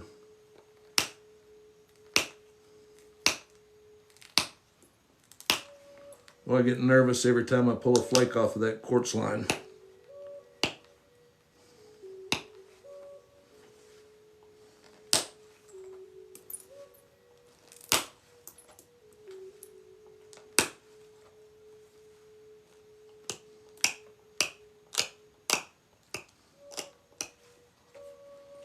BH, thank you for the follow. I appreciate it.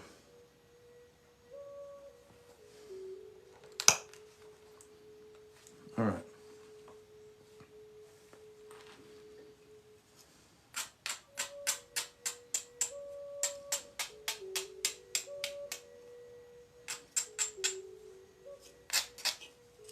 Austin, hey, how you doing?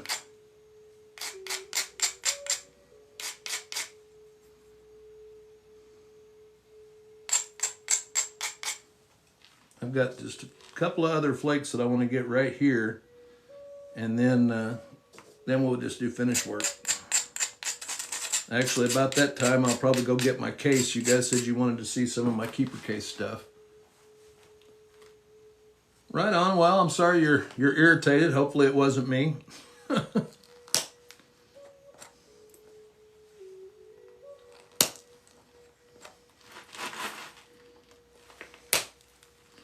Whew, that was right across that thing. That one made me nervous.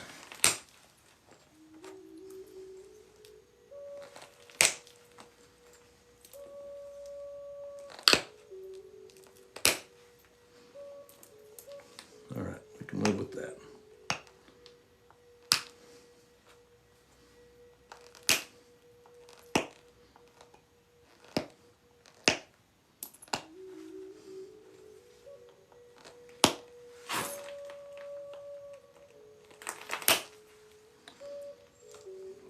Just about dropped it.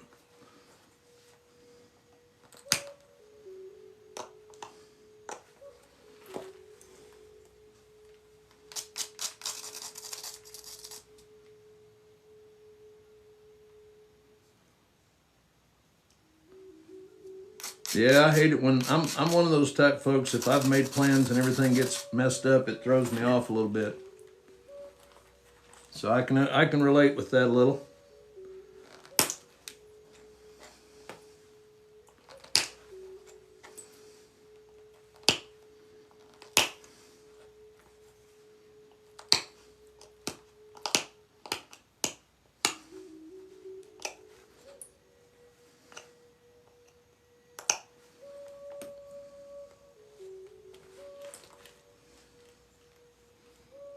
And it's got a couple of spots in it that I'm not super stoked with, but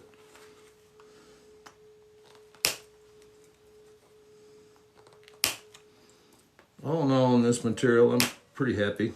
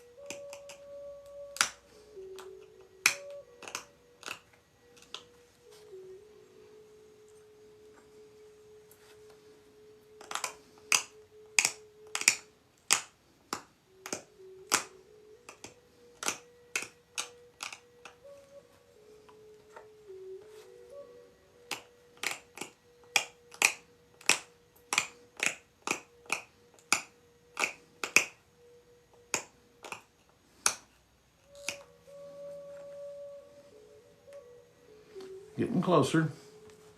Sorry guys, I'm just trying to bring that tip in to where it's nice and balanced with the rest of the point.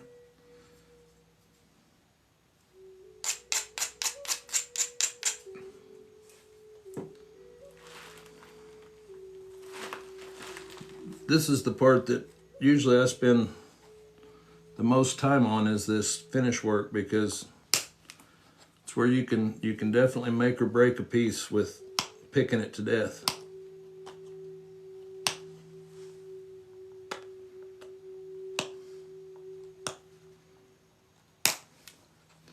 And everybody in here that's flint knapper has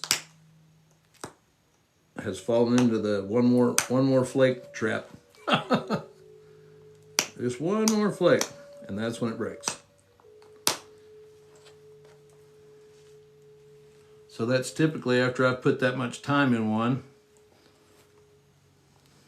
I try to do, as careful and as ordered finish work as I can.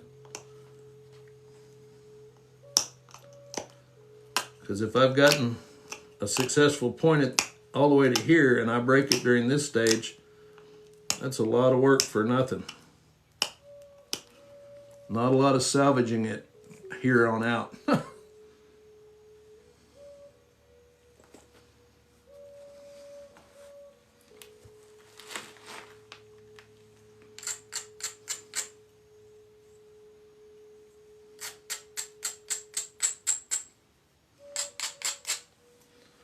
All right, we'll take a couple off the tip here, and then I'll finish it up a little bit more later, and I'll post it.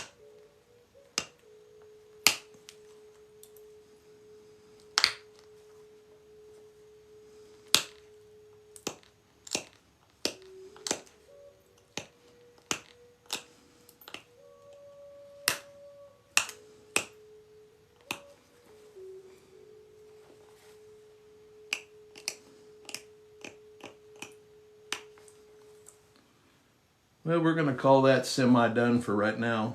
Like I said, I'll go back and do some more work on it, finish work and clean it up. But here, let me show you guys. I don't know if it'll show through my little... It will.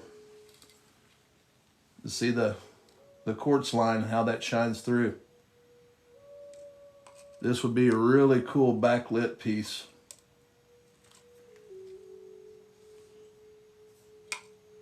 Oh yeah, right there you can see all the way through. It's clear. Let me see if I can get up there where you can see. You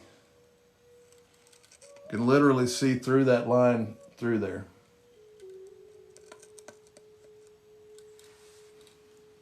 So, really happy with how that turned out. I'll do a little bit more finish work on it. Thank you, Bryce. I appreciate it. I'll do a little bit more finish work on it and get some pictures taken of it and post it later. But before we run out of time here, let me run and grab my... You guys wanted to see some of my finished stuff, or my keeper case stuff, so let me go get that. Pour the last of the coffee. I got into what I was doing today, didn't even drink all my coffee. I'll be right back. Give me just a minute, don't go anywhere.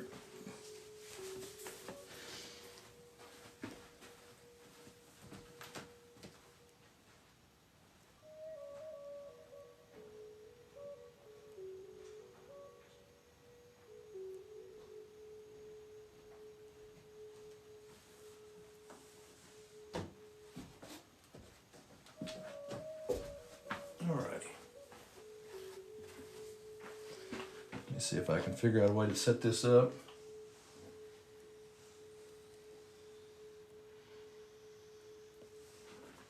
All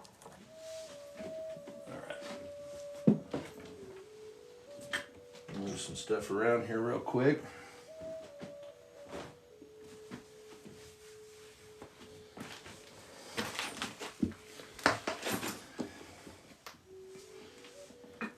Get some of these tools out of the way.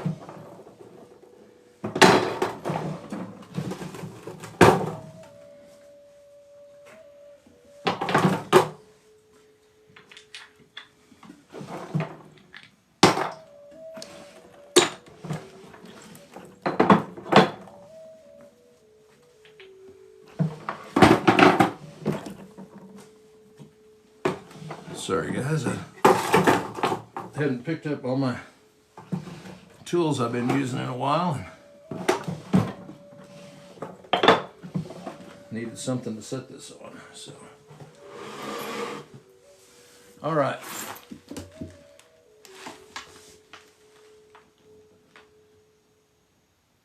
Yeah, it was pretty cool stuff. Okay, here's my current keeper case. Now, these broken pieces up here, I've got a buddy of mine that's wanting to do some studying and looking on the types of fracture breaks. So I saved some of my broken ones for him because he's wanting to look at these compared to some of the some originals that have been found. You guys see anything in here you'd like to look a closer look at? Just tell me what it is. Here's my first point ever, right over here. That thing, trust me, is about like a football. But yeah, that's my current case right now with keeper wise, getting a reflection of my setup out here. But if there's one you'd like to see in particular, get something here so I don't have to worry about dropping them.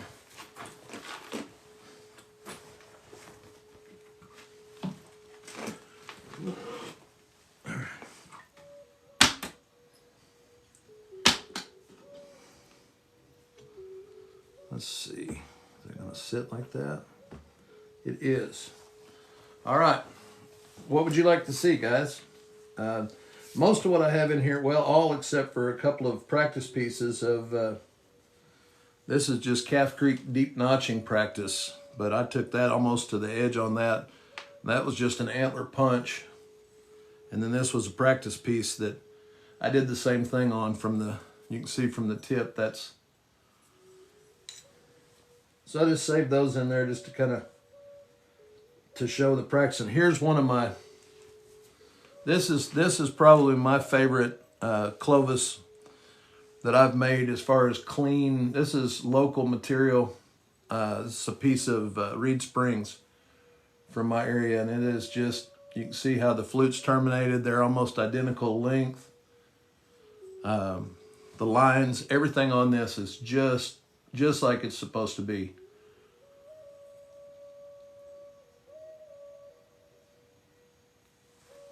That is one of my favorites. That's why it's in here.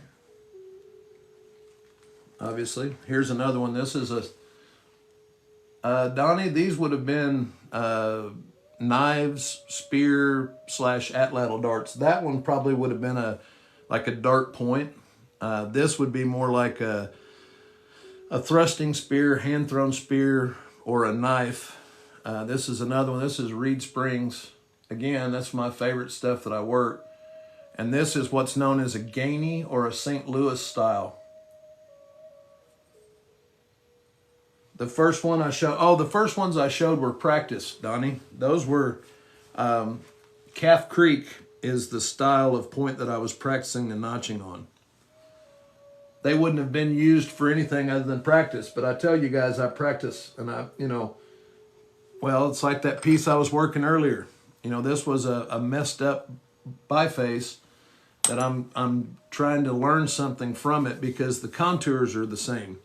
If you're wanting to notch, this was going to be a Calf Creek, and you can see how thin this piece was.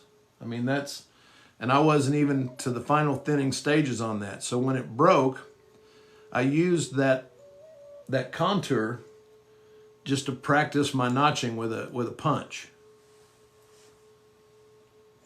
Same with this. Once I had one break out, I decided just to practice with it. So, I mean, occasionally you have them break like that. I think I just sold my last Calf Creek off the Etsy shop, so I don't have any more Calf Creeks available. I need to make a couple to have in there. Those seem to be fairly popular. Let's see. Here is a selection of Horse Creek that I got from Terry Roseberry. These are all Horse Creek chert. There's that Folsom we did on camera.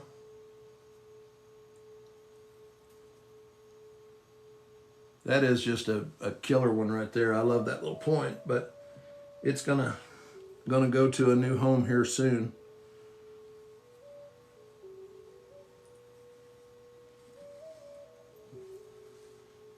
You guys let's see, that's Folsom's. This is one of my favorite Daltons. This is made out of Reed Springs. I was trying to, I don't know if you can see the flaking on this. This is a super fine blade. I mean, it turned out exactly, this is one of my favorite points.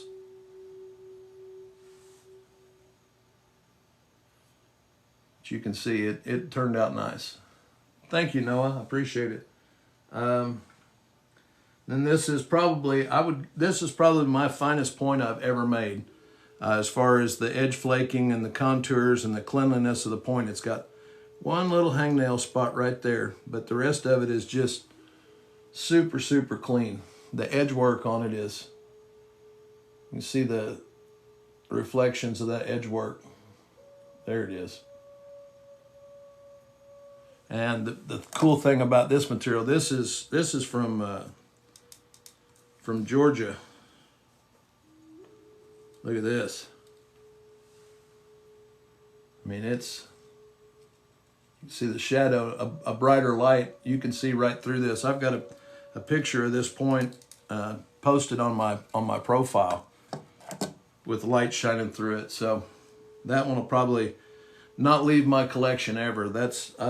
I got that material from a good friend of mine and worked it with some tools that I got from my friend that passed away. So that's a pretty special one to me there. But here, guys, if you want if you want some inspiration to keep going, look at this smoker right here. That is my very first arrowhead that I attempted to make with a rock and a piece of deer antler. So, you know, I went from that to that, and all it is practice, guys. It's just practice. Yep, and everybody will, Noah. That's the thing. You know, it seems daunting at first because, you know, nothing makes sense. I mean, even this piece here, this is from 2020, and this is out of a piece of gifted buckskin. And this one's already spoken for.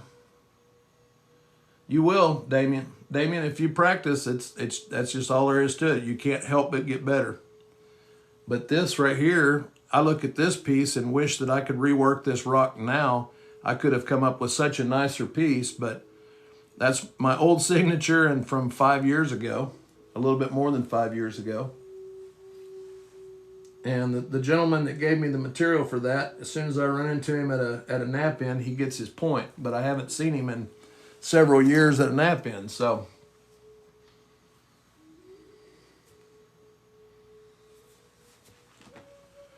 Well, guys, we're a little past our time today. Thank you for looking at some of the stuff. This is the Folsom the Clovis that we fluted today. We got double flutes on this side, a single one on this side, and then I've just got to do some contour stuff. But turned out a really nice little Clovis here. So absolutely, Donnie. If there's any of these others that you guys would like to see real quick before I get off here, let me know. Oh, here, let me show you this one. I love this point. This is made out of oolitic chert, Jefferson City, and it looks like it's gray mottled. I call this piece champagne. I want you to look at all the bubbles. If I can get this to it doesn't really show it up very much, but that entire piece is just bubbles in that rock from tip to tip or base to tip on both sides. It's just like, it's got all these little, almost look like fish eggs. And this is out of oolitic Jefferson City raw chert. It doesn't show the pattern very well, but that thing is a screamer. It is similar to coral, Rick. And this is, I mean, like I said, that piece just worked down so well. I picked that up with a friend of mine. We went on a rock run and I made that in his garage that afternoon. Let's see. I've got this one right here. I've got this one. There's a video of this one being made from beginning to end on my YouTube channel. I don't talk a lot through it.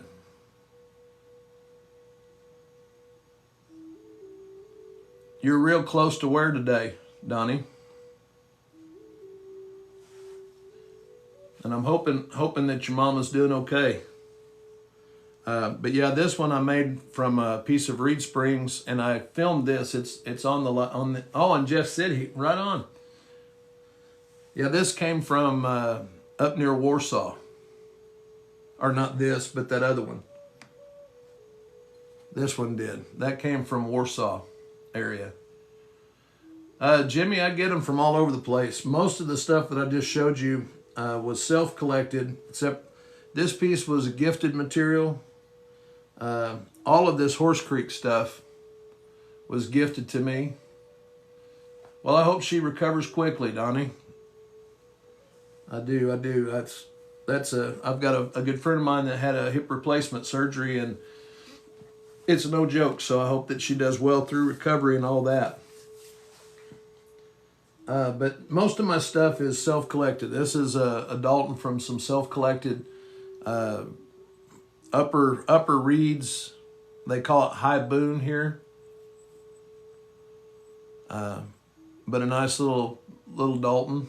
Those are my favorites. Daltons and, well, the paleo points in particular is what I like.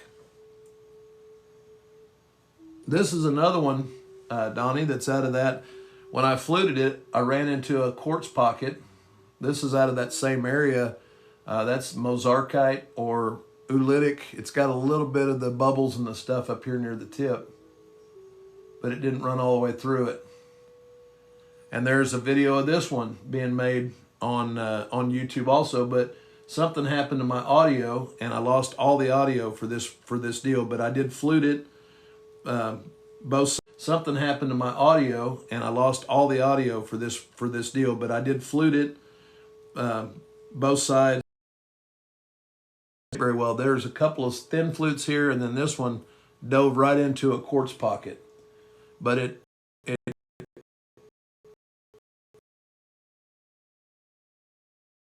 you know, it made it. So that one is actually spoken for also.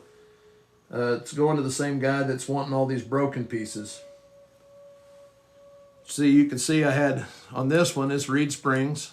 And you can see that my first flute terminated. It was a nice termination right where it should have. And then this other one, when I hit that, it rolled over and rolled into the piece and rolled, you know, and split it in half on that second flute. But yeah, if you guys don't think that, I mean, I break stuff. Everybody breaks stuff. It's just, you know, it's part of it. And to get, oh, here's one for you too, real quick. This is a Novaculite Dalton. And this thing is like a freaking little razor blade. This is another one you can see through, but it's like a little Dalton drill / knife that's worn out or used up. So guys, that's kind of a little tour of my current keeper case. Oh, here's a Midland point. This is associated with the Folsoms like I was talking about earlier, but this is probably the thinnest, most balanced point I've ever made. I want you to look at the cross section of this for the width and the flaking on it. It is crazy nuts thin. I just had one of those days where all my flakes were going right where they needed to. And that is that's my favorite Midland point that I've made so far.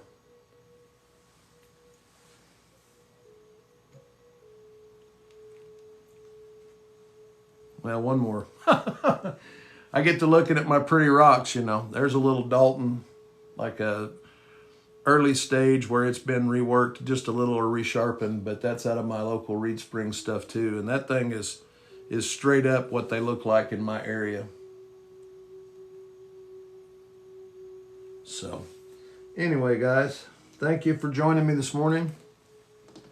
Donnie, I hope your mom does well with recovery on that and everything goes well. Guys, I'll be back on this evening. Well, John, thank you. I appreciate it. Yeah, guys, if you want to drop back in, you too, Damien, have a good day. And you're welcome, Donnie. If you guys want to drop back in tonight about 8 o'clock, I'm intending on going live from 8 until 10 p.m. tonight. And I'll come up with something else to work on. So